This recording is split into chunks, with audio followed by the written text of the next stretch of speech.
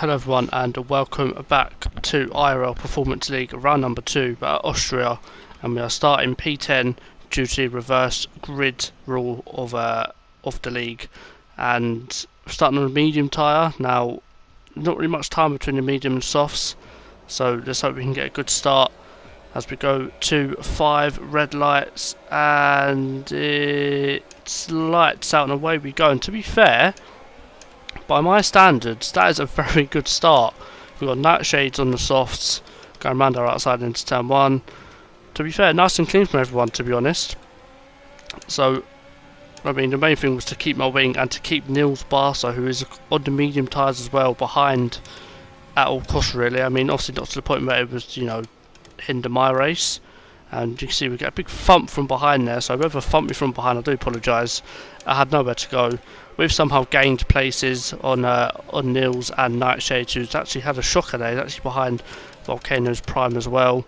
Neil tries it around my outside. Again, I just really want to keep him behind, and we do indeed do that. We do keep him behind. So in terms of a lap 1, I've still kept my P10 spot on the grid, but I've also not made any places, which, you can't really moan at. I'm on the medium tyres. If anything, I'd be expected to lose places as we finish lap 1. And I felt good in the car. I mean, this is of course realistic cars, so the Alfa isn't exactly the fastest car on the grid, but it's not the slowest. It's not a Williams, which I'm happy about not having. As we start lap 2 now. And I believe, just ignore that warning, I make the move on Charlie this lap, I believe. So he's actually got a good run on Scope. And again, Scope, the poor lad, is in the Williams. I mean, I do feel sorry for the people who are in the Williams. Scope actually defends it quite well, to be fair. Sticks it around the outside, gets better traction than Charlie, and is able to keep their position. We've actually got a good run on Charlie. He tries to defend the inside, squeezes me a little bit, not too much so. We brake later than him, give him all the space on the outside, and we do make that move stick. That is us up into P9, and I believe now we're going to skip ahead to the next lap, and we are now going to make the move on Scope, who goes deep, goes on the curb, and the setup I was using actually had really good exit speed. And even with even with Scope having DRS, I still make the move, make it look quite easy, and that's us up into 8th place. And now we're going to start making moves on the guys ahead, and now going to skip ahead to lap 5, and we are now going to make the move on Nitro Gas. I believe we see Saab there going very wide.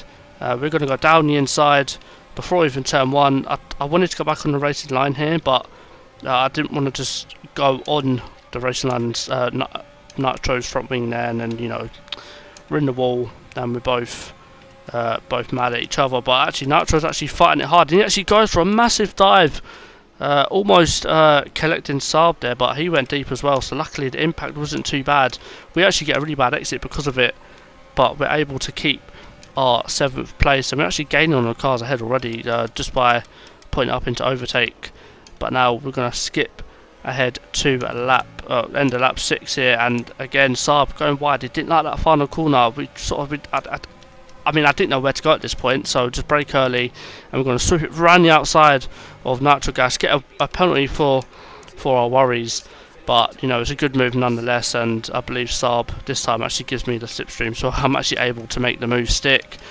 And now almost hit the back of Saab there, under braking into turn 3.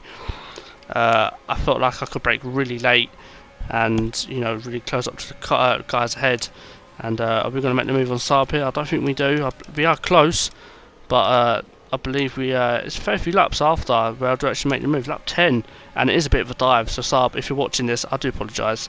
I wasn't meant to go for it like this, but I saw Neil had just got past the guy. Who was it?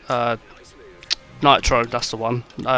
Neil had just got past Nitro, and I needed to make the move, so I had a car between him and myself, but that didn't last very long, as already Neil was straight up my rear end, and me and him were pretty much similar on pace, considering the car difference. We were neck and neck, so I knew if I was sort of kept in behind, I had a chance to get a really good result.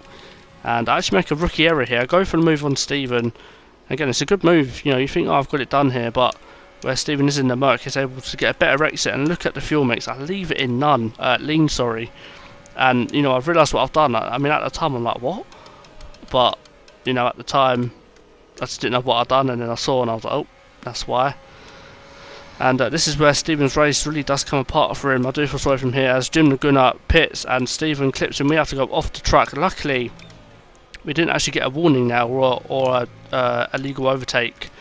So I believe as I went off track, I believe I was in front of Stephen. But he actually stays out with wing damage with a Merc, so which isn't exactly a bad idea.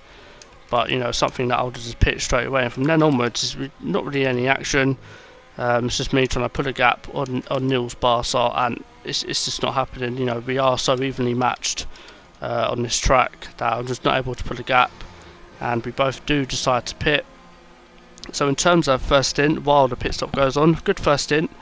The main aim here was to pit and maybe come out 5th, 6th maybe, just so I'm not too far behind Mo, who at this point, you know, he'd built up an incredible lead, and we're coming out of the pits, and I believe we do come out in 2nd place. It's going to be close with me and Scott, but he does get ahead of Neil, I believe he does, and there's Scott there, so we timed that just right to get out ahead of Scott there, so it saves us a bit of time.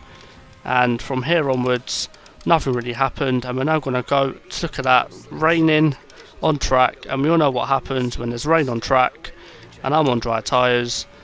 And you know, I felt it was only right to include the clip from last week at France where I'm on a wet track with dry tyres. So this is all I could think about, so here it is. And you can see coming in France last week, and you know, very wet track, and yeah, here we go, whoopsie daisy, yep, lose the rear, and this actually lost me the race. So you know, I had that in the back of my mind, but luckily I was able to keep the car in one piece. Lap 36, Mo's going to cross the line in first. I believe he has 9 seconds worth of penalties. I only have 3. So we are going to win the second round of this race, and you can see there a bit of a live reaction there from myself winning the race. You know, just really happy I won the race, starting P10 and coming home to win the race in Alfa Romeo, which isn't too bad, and that's just confirmation of the results. And I believe I take the lead of the championship as well, so that's all good. And I believe the next race I will be recording will be IRL on Monday, so over the weekend I'll try to get out some ranked lobby videos, and I'll probably see you guys then for them, and then on Monday for IRL. So I'll see you guys then. Thank you for watching, and have a good day. Goodbye.